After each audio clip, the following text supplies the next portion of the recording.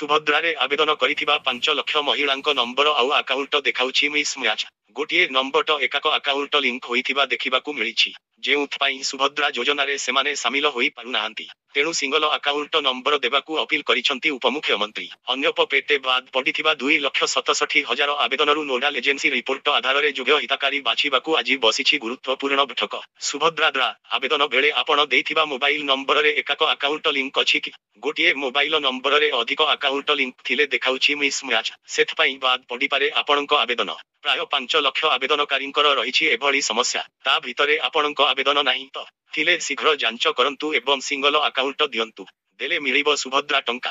ଆଜି ପୁଣି ଥରେ ସିଙ୍ଗଲ ଆକାଉଣ୍ଟ ନମ୍ବର ଦେବାକୁ ଅପିଲ କରିଛନ୍ତି ଉପମୁଖ୍ୟମନ୍ତ୍ରୀ ପ୍ରଭାତୀ ପରିଡ଼ା।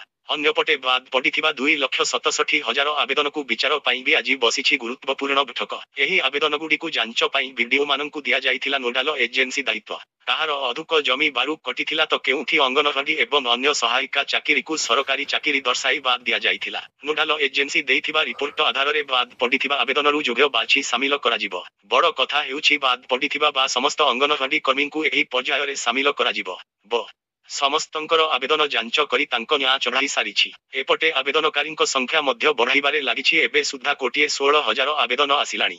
ଡିସେମ୍ବରରେ ଆଉ 20 ଲକ୍ଷ ଆବେଦନକାରୀଙ୍କୁ ମିଳିବ ସୁଭଦ୍ରା ଟଙ୍କା। 2024 ସୁଦ୍ଧା କୋଟିଏ ହିତାଧିକାରୀଙ୍କ ପାଖରେ ପହଞ୍ଚିବ ସୁଭଦ୍ରା ସହାୟତା। ଜାନୁଆରୀ ଏବଂ ଫେବୃଆରୀରେ ଆବେଦନ କଲେ ନୂଆ ହିତାଧିକାରୀଙ୍କୁ ମାର୍ଚ୍ଚ 8ରେ ଏକା ବେଳେ 2ଟି ପର୍ଯ୍ୟାୟ ଟଙ୍କା ମିଳିବ। ଉପମୁଖ୍ୟମନ୍ତ୍ରୀଙ୍କ ସୂଚନା ପରେ ଖୁସି ବ୍ୟକ୍ତ କରିଛନ୍ତି ବାଦ୍ ପଡ଼ିଥିବା ଅଙ୍ଗନବାଡି କର୍ମୀ। 2ଟି ପର୍ଯ୍ୟାୟରେ ଏବେ ଯାଏଁ 60,27,000 ମହିଳା ସୁଭଦ୍ରା ଟଙ୍କା ପାଇସାରିଲେଣି।